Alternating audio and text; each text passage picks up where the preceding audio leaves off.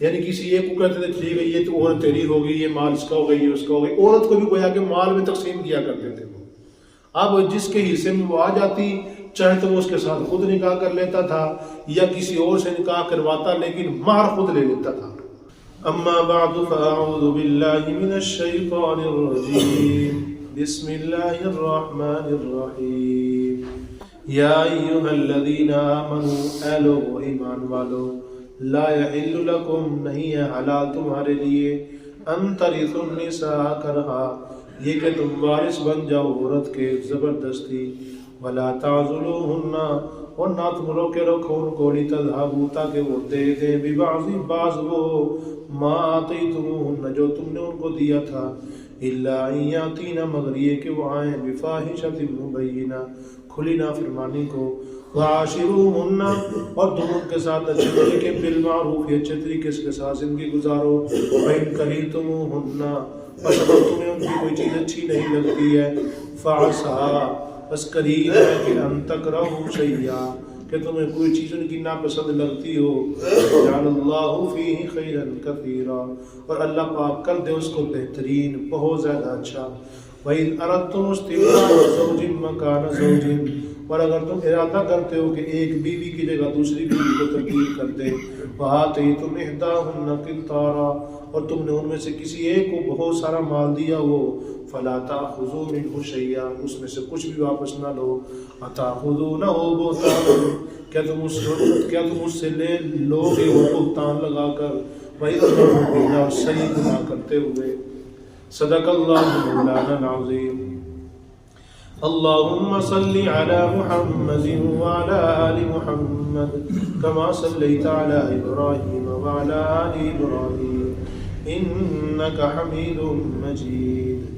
اللهم بارك على محمد وعلى آل محمد كما باركت على إبراهيم وعلى آل إبراهيم إنك حميد مجيد۔ مزید رب العالمین احکامات بیان ہیں، چونکہ پیچھے عورتوں کے احکامات چل رہے تھے،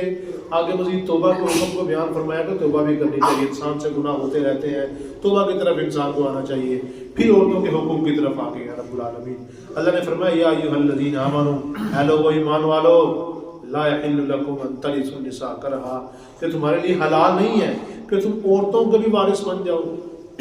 یہ زمانہ جاہلیت میں ایسے ہوتا تھا، اگر کسی کے خامد فوت ہو جاتا نا، جس طرح اس آدمی کا مال آگے وراثت میں جاتا تھا نا، ایسی عورت کو بھی وراثت میں تقسیم کرتے تھے وہ۔ یعنی کسی ایک کو کہتے تھے ٹھیک ہے یہ تو عورت تیری ہوگی، یہ مال اس کا ہوگا، یہ اس کا ہوگا، عورت کو بھی گویا کہ مال میں تقسیم کیا کرتے تھے وہ۔ اب جس کے حصے میں وہ آ جاتی، چاہے تو وہ اس کے ساتھ خود نکاح کر لیتا تھا یا کسی اور سے نکاح کرواتا، لیکن مہر خود لے لیتا تھا۔ مہر چونکہ میری ہے یہ عورت، میں نے تجھے دیا لہٰذا میرا ہے حصہ، نعوذ باللہ، یہ عجیب سا ماحول تھا، تو وہ مہر بھی خود لے لیا کرتے تھے۔ تو رب العالمین نے فرمایا ایسا نہ کرو، عورتوں کو وراثت میں نہ لو۔ عورتیں اگر خود رہنا چاہتی ہیں تمہارے پاس، تم شادی کر لو، ٹھیک ہے رہو، لیکن اگر تمہارے ساتھ اس کی بنتی نہیں ہے پھر دھکے سے رکھنا اپنے پاس جائز ہے نہیں ہے۔ اللہ نے یہی فرمایا ہے کہ ان ترثوا النساء کرہا، تم عورتوں کے زبردستی وارث نہ بن جاؤ، ولا تعضلوہن، اور ایک اور صورت ہوتی تھی پھر کیا کرتے ہیں کہ عورتوں کو ان کا ذہن یہ ہوتا ہے کہ عورت ہمیں جو ہم نے ان کو مہر دیا ہوا ہے نا، یہ ہمارے کسی عزیز نے جو مہر دیا ہوا ہے اس کو اتنا تنگ کرتے ہیں، اتنا تنگ کرتے ہیں، اور خود کہے ٹھیک ہے جی میں تمہیں مہر واپس کرتی ہوں، میری جان چھوڑو، مجھے طلاق دو، یعنی خلا لے لیں، اتنا تنگ کرو تاکہ یہ ہمیں جو ہم نے اس کو مہر دیا ہوا وہ مہر کیا کر دے، واپس کر دے۔ ایسا بھی نہیں کرنا، رب العالمین نے فرمایا کہ ایسا بھی بالکل نہیں کرنا ہے۔ ولا تعضلوہن، اور تم نہ روک کے رکھو ان کو، لتذہبوا ببعض ما آتیتموہن، جو تم نے ان کو کچھ دیا ہے وہ تمہیں واپس کر دے، الا ان یاتین بفاحشۃ مبینہ، مگر عورت ایسی ہے کہ وہ خود جان بوجھ کے ایسا کرنا چاہتی ہے، وہی وہاں سے جانا چاہتی ہے، اس کی اخلاق ہی ایسے ہیں، یا وہ نافرمان ہے، شوہر کی نافرمان ہے، پھر خاوند چاہتا ہے کہ یہ جان چھوڑ دے، مجھ میرے پاس سے چلی جائے، جو میں نے مہر دیکھ لو میرا باہر تو واپس کرے نا، جائے جہاں جاتی ہے جائے۔ میرا مہر تو کم از کم واپس کر کے جائے، اتنا میں نے اس کو مہر دیا ہوا ہے، تو پھر وہاں اس سے وہ مہر لینا واپس جائز ہے، لیکن دھکے سے اس کے اوپر ظلم زیادتی کر کے پھر مہر کی واپسی کا مطالبہ کرنا یہ ٹھیک نہیں ہے۔ لہٰذا اللہ نے فرمایا وَعَاشِرُوهُنَّ بِالْمَعْرُوفِ، عورتوں کے ساتھ اچھے طریقے سے زندگی گزارو۔ رب العالمین نے عورتوں کو مردوں کے لیے ایسی چیز بنا دیا ہے کہ عورتوں کا مردوں کے بغیر گزارا نہیں ہے، اور مردوں کا عورتوں کے بغیر گزارا نہیں ہے۔ دنیا میں انسان نے اگر جینا ہے تو دونوں نے مل کے جینا ہے، تب ہی زندگی سکون کی ہے۔ اگر ایک جو نا دونوں میاں بیوی میں سے ایک چلا جائے، اس سے پوچھو زندگی گزرتی کیسی ہے،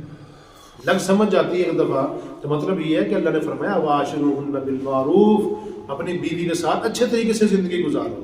نہ اس کو تنگ کرو، نہ زیادتی کرے، نہ خود تم زیادتی کرو، نہ وہ زیادتی کرے، بلکہ اچھے طریقے سے زندگی گزارو۔ فَإِنْ كَرِهْتُمُوهُنَّ،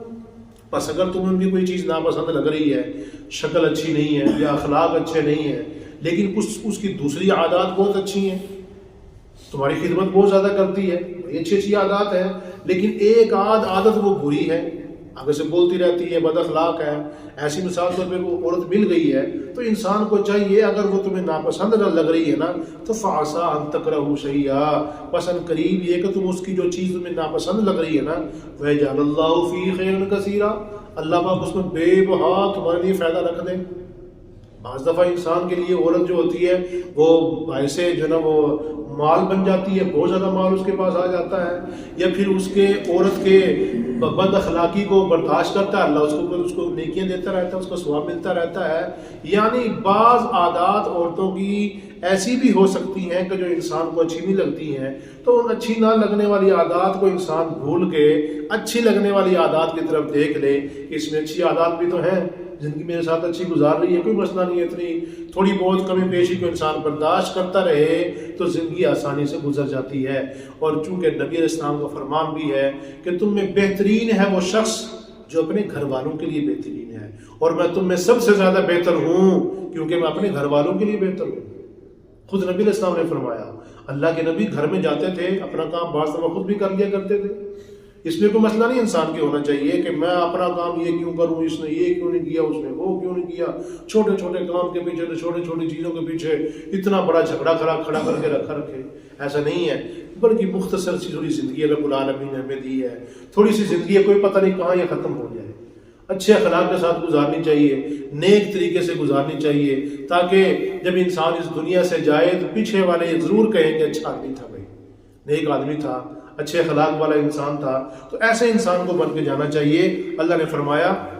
کہ تم اگر اس دنیا میں رہنا چاہتے ہو تو تمہیں میں کچھ چیزیں دوں گا، مال کے اعتبار سے، عورتوں کے اعتبار سے۔ اگر مال دوں گا تو تم نے اس کے اندر بھی زیادتی نہیں کرنی ہے، اگر تمہیں عورت مل جائے گی اس کے اندر بھی زیادتی نہیں کرنی ہے۔ اگر زیادتی کرو گے، جو انسان بھی زیادتی کر کے جائے گا، کسی کے اوپر ظلم کر کے جائے گا، کل قیامت کے دن اس کا بدلہ ضرور اس کو دینا پڑے گا۔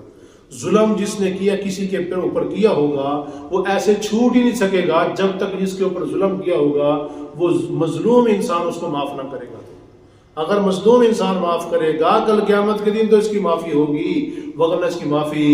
نہیں ہو سکتی ہے۔ اللہ اپنے حق تو معاف کرے گا، وہاں پہ معاف کر دے گا، اللہ پاک کی مرضی ہوگی، لیکن جو حقوق العباد ہوں گے، بندوں کے حق ہوں گے، چھوٹے چھوٹے حق جو سمجھتے بھی نہیں ہیں، وہاں پہ جا کے سب کا بدلہ دینا پڑے گا۔ یہاں دنیا میں اللہ کے احکامات کے مطابق زندگی گزارنی چاہیے۔ اللہ پاک سے توفیق نصیب فرمائے۔